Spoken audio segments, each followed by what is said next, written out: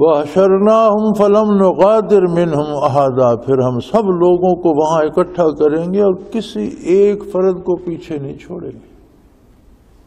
ساری مخلوق جو آدم علیہ نبینا علیہ السلام سے لے کر قیامت تک اپنے اپنے زمانے میں گزر چکی ہوگی، وہ اس ایک لمحے میں ساری وہاں حاضر ہو جائے گی اس کھلے میدان میں۔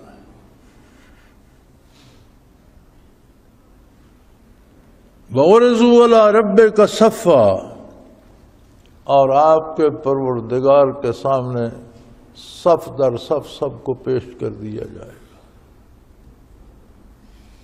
انبیاء علیہ السلام ہوں گے، ان کی امتیں ہوں گی، ان کے متبعین ان کے ساتھ ہوں گے، صف در صف کھڑے ہوں گے۔ کفار و مشرکین کی قیادت ہوگی، ان کا اتباع کرنے والے ان کے ساتھ صف در صف کھڑے ہوں گے۔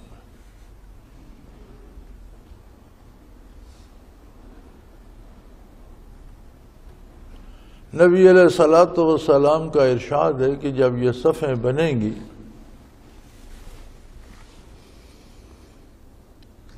تو من تشبہ بقوم فہو منہم، او کما قال رسول اللہ صلی اللہ علیہ وسلم، کہ تم لباس کو اور حلیے کو اور شکل و شباہت کو اہمیت نہیں دیتے، تم ویسی شکل بنانا چاہتے ہو جیسی دنیا داروں کی ہو، خواہ وہ کافر ہوں، لیکن اس دن جب صفیں بنیں گی تو جس قوم سے حلیہ ملتا ہوگا اس کو اس قوم کی صف میں کھڑا ہوگا۔ آج تو ہم بڑا فخر سمجھتے ہیں نا انگریزی لباس پہننا اور انگریزوں کی طرح حلیہ بنانا، سمجھتے ہیں اس میں عزت ہے، مسلمانوں کی طرح ہوگا تو کون پوچھے گا۔ فرمایا جب پوچھنے کا دن آئے گا نا تو جس بندے کا جو حلیہ ہوگا اسی صف میں اسے کھڑا کیا جائے گا۔ یہ بڑی عجیب بات ہے کہ زندگی پتہ نہیں اس نے اچھی نیکیاں کر کے جی ہوگی۔ علامہ ابن خلدون رحمۃ اللہ تعالی علیہ اپنے مقدمے میں لکھتے ہیں کہ بندہ جس قوم جیسا حلیہ بناتا ہے نا، اس قوم کے بہت سے عیب اس کی نظروں میں بھلائیاں بن جاتے ہیں، خوبیاں بن جاتی ہیں۔ اگر ان کی برائیاں دیکھتا تو ویسا حلیہ نہ بناتا۔ جب حلیہ قبول کرتا ہے تو ان کے بہت سی برائیاں جو ہیں وہ اس کی نظروں سے اوجھل ہو جاتی ہیں، اور آہستہ آہستہ اپنی زندگی کے کاموں میں بھی ان کے پیچھے چل پڑتا ہے۔ تو اس وضاحت سے اس ارشاد رسالت پناہی کی سمجھ آتی ہے کہ حضور نے کیوں فرمایا جو جس جیسا حلیہ بنائے گا انہی کے ساتھ کھڑا ہوگا۔ صرف حلیہ بنانا اتنا جرم تو نہیں تھا، لیکن انسانی مزاج ہے، جیسا حلیہ وہ بناتا ہے ویسی عادتیں بھی اپنا لیتا ہے، اور رفتہ رفتہ کردار بھی اسی میں ڈھل جاتا ہے۔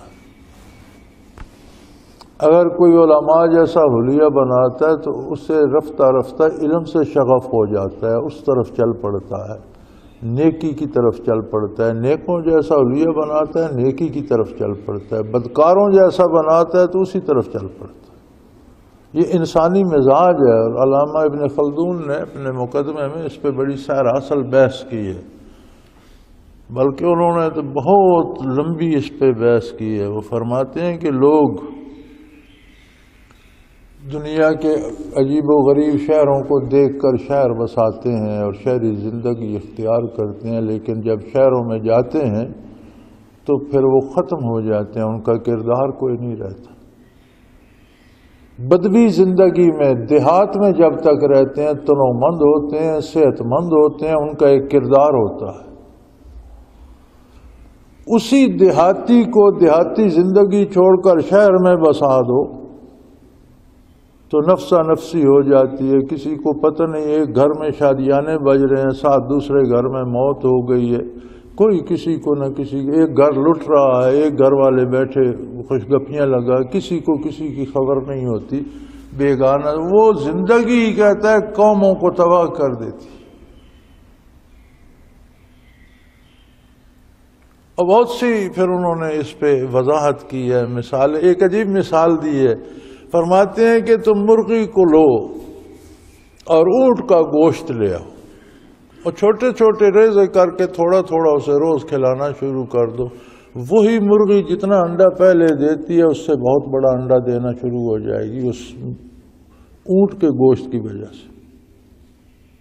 مرغی تو وہی ہے، اس کی جسامت بھی وہی ہے، لیکن جتنا انڈا پہلے دے رہی ہے اس سے بہت بڑا انڈا دے گی، تجربہ کر کے دیکھ۔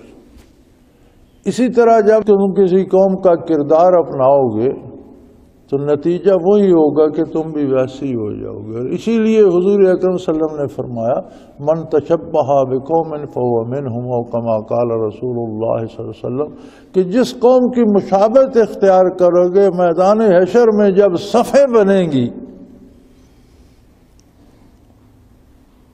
وَعُرِضُوا عَلَىٰ رَبِّكَ صَفًّا، جب آپ کے پروردگار کے سامنے انہیں پیش کیا جائے گا صف در صف، تو حضور فرماتے ہیں جو جس قوم سے ملتا ہوگا اسی کی صف میں کھڑا ہو۔